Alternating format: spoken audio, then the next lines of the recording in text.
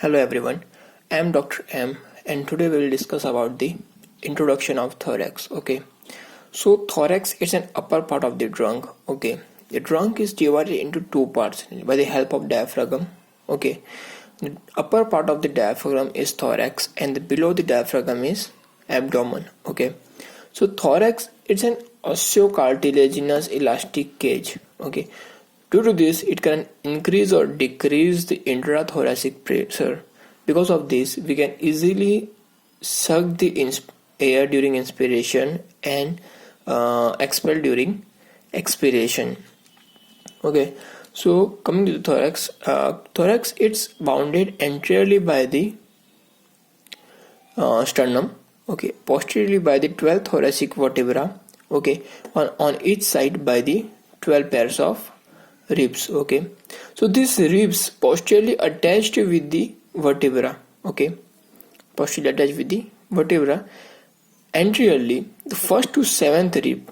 They are directly attached with the sternum. But the 8th, 9th, 10th rib. 8th, 9th, 10th rib, they are attached with the cartilage of 7th rib. They are attached with the cartilage of 7th rib on both sides.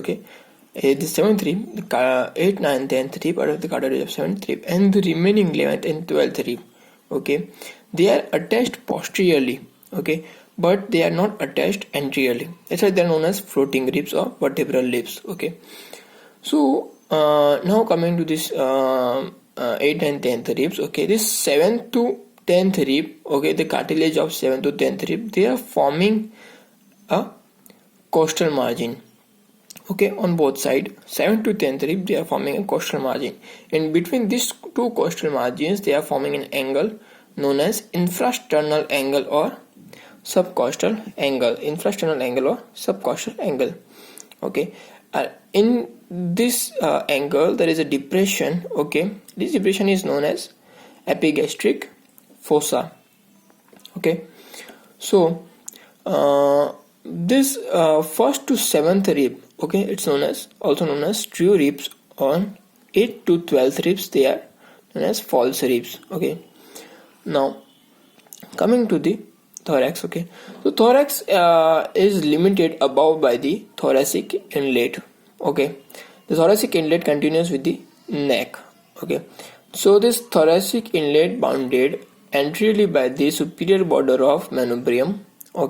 Posteriorly by the first border of first thoracic, upper border of first thoracic vertebra. And on each side by the inner border of first rib. And this inlet, thoracic inlet, its mid-sagittal diameter is about 5 cm. Mid-sagittal or anterior posterior diameter is about 5 cm, and its transfer diameter or parasagittal diameter is about 10 to 12.5 cm. Now as same, it's below, it's limited by the thoracic outlet. It's anteriorly limited by the intrathoracic infrasternal angle. Posteriorly by the 12th thoracic vertebra.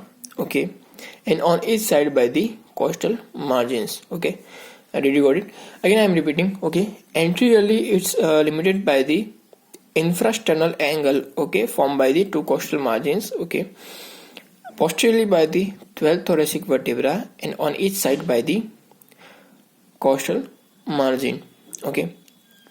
So coming to the sternum. Now the sternum divided into three parts. Upper manubrium, body of sternum, and xiphoid process. The manubrium connected with the sternum, body of sternum, by the manubrio-sternal joint. And it's a symphyseal joint. Symphyseal joint. So this junction between the manubrium and body of sternum is also known as sternal of angle. The junction forms sternal of angle, which the junction which coincide with the second rib. It's from an angle known as sternal angle, or This sternal angle, okay, it's also known as angle of Lewis. Okay, the sternal angle also known as angle of Lewis. Okay, so there is importance to this sternal angle, okay, and angle of Lewis. Okay, this angle of Lewis form an important landmark, okay, where it coincide with the second rib. So the counting of the ribs, okay, as a role should be done from the sternal angle. Okay, this is the first point. Okay, now coming to the second, let me show you. Okay, coming to the second. Okay, okay, let me show you. Okay, here is the sternal angle. Okay, here is the thorax. Okay, here is the sternal angle, manubrium, body of sternum, and here is the zipher process, and there is a joint between the body of sternum and ziphisternal joint. Okay, so now coming to the sternal angle. Okay, so this sternal angle, okay,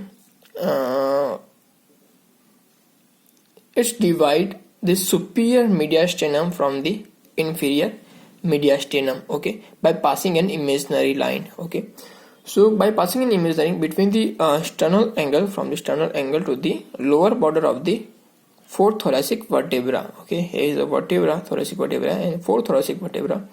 By passing an imaginary line, it divide the superior mediastinum from the inferior mediastinum. Okay, here is the second point. Okay, now coming to the third point. Okay, at this level, okay, at this level, here is the ascending aorta. Okay, can you see?